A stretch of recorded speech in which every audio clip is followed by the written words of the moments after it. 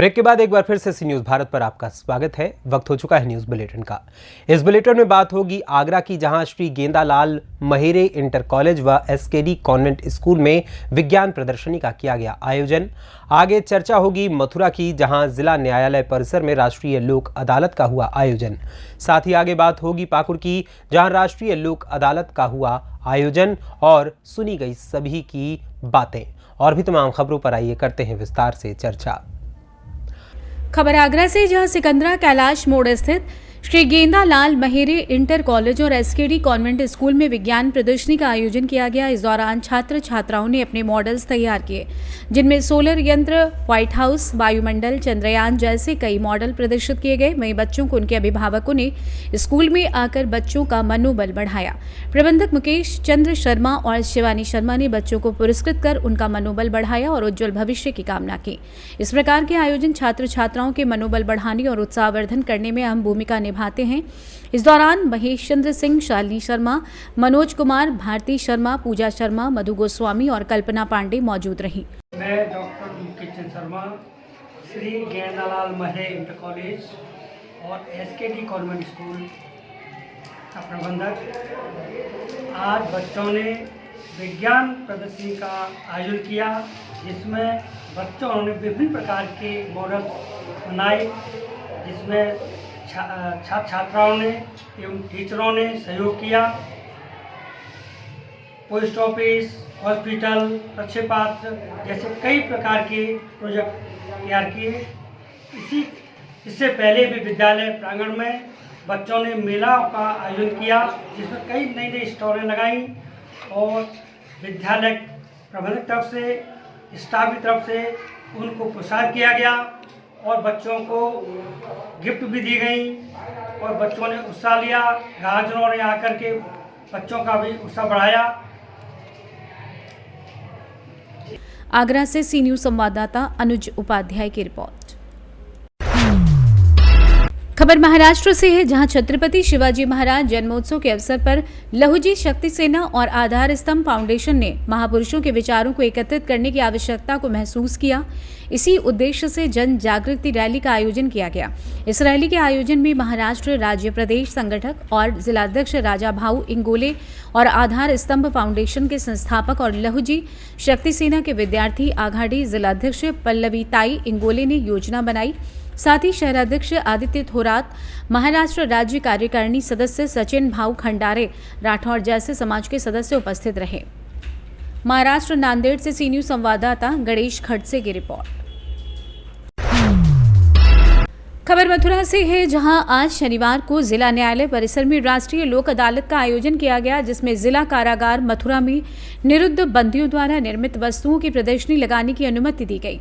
उक्त अवसर पर कौशल विकास योजना के अंतर्गत ट्रेनिंग में बनाए गए विभिन्न रंग के गुलाल, लड्डू गोपाल जी की पोशाक, ठाकुर जी का मुकुट, विभिन्न प्रकार के LED बल्ब, ट्यूबलाइट, हथकरघा में बने वस्त्र व साड़ी आदि की प्रदर्शनी लगाई गई। उक्त प्रदर्शनी में लगाई गई सामग्री को जिला जज, CJM, सचिव जिला विधिक सेवा प्राधिकरण मथुरा व अन्य न्यायिक अधिकारियों के द्वारा देखा गया। उनके द्वारा उक्त सामग्री की सराहना की गई तथा बंदियों एवं कारागार कार्मिकों के उत्साह वर्धन करते हुए साड़ी, गुलाल, बल्ब, गोपाल जी के पोशाक व मुकुट आदि की खरीदारी की गई।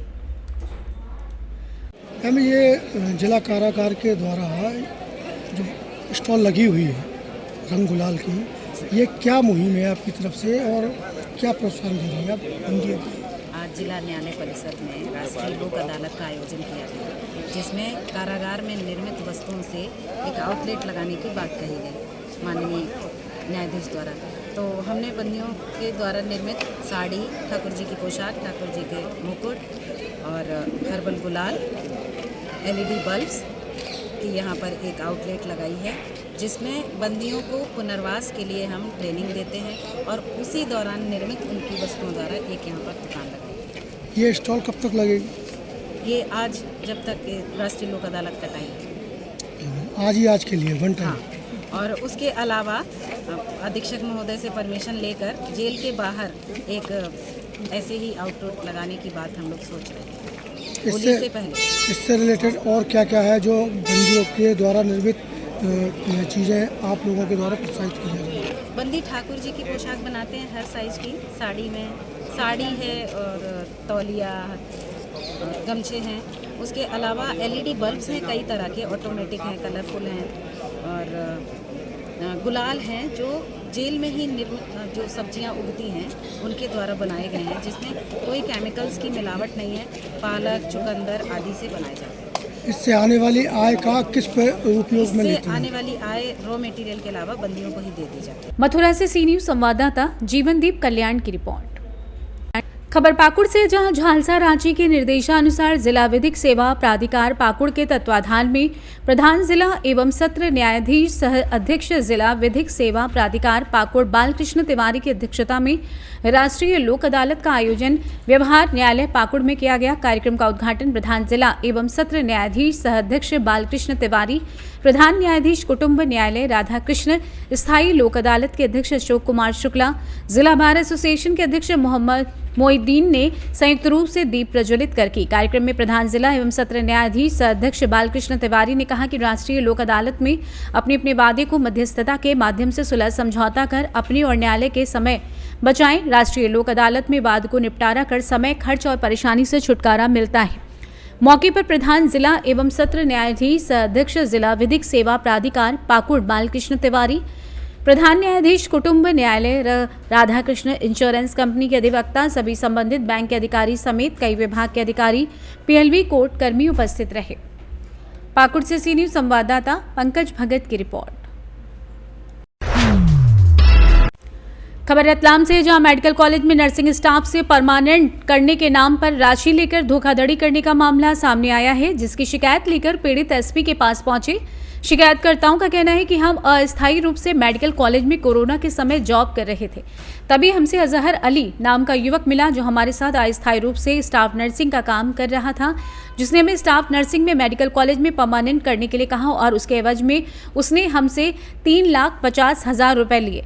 अभी तक हमको परमानेंट नहीं किया गया। इस शिकायत को लेकर हम SP कार्यालय आए हैं। SP साहब ने कार्रवाई का भरोसा दिलाया है। अब देखना यह होगा कि पुलिस इस पूरे धोखाधड़ी के मामले में कब और किन धाराओं पर मुकदमा दर्ज करती है।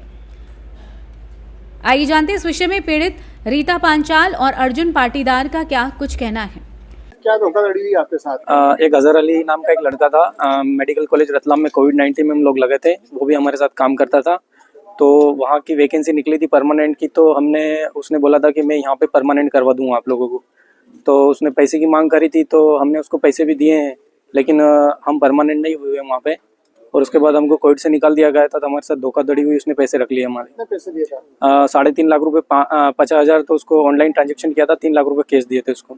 वो भी वहाँ का कर्मचारी था क्या? जी, हमारा साथ ही कोविड-19 में काम करता था वो। मेडिकल कॉलेज में शिकायत की थी आपने? मेडिकल कॉलेज में शिकायत नहीं की थी, उसने पैसे लौटाने की कही थी, तो हमने इसलिए शिकायत नहीं करी उसकी। कौन से पद पे नौकरी देने की बात कही थी? मेल स्टाफ नर्स की पद पे नौकरी देने के लिए कहा था। GNM कर रखा है, मेल स्टाफ नर्स ही थे हम लोग, वहाँ पे काम कर रहे थे कोविड में। थाने पे शिकायत की थी? थाने पे औद्योगिक थाने में शिकायत करी थी हम लोगों ने पहले, लेकिन कोई कार्रवाई हुई नहीं, वहाँ से कोई कार्रवाई।